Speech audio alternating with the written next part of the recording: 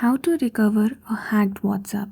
In this video, we will be discussing ways to recover our hacked WhatsApp account.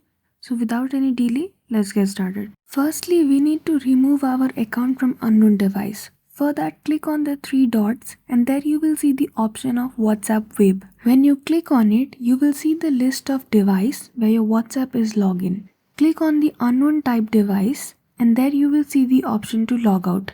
Click on it. Now your WhatsApp account has been logged out from the unknown device, and that is how you can recover your hacked WhatsApp account. Now let me tell you how can you safeguard your WhatsApp account from being hacked again. Go to settings and account and enable the two-step verification. After you enable this feature, you will be asked a verification code every time you log in a new device. And that's it. That is how you can recover your WhatsApp account after being hacked. I hope you found this video informative, and if you did, don't forget to give it a thumbs up and subscribe for more such tutorials. Thank you for watching till the end.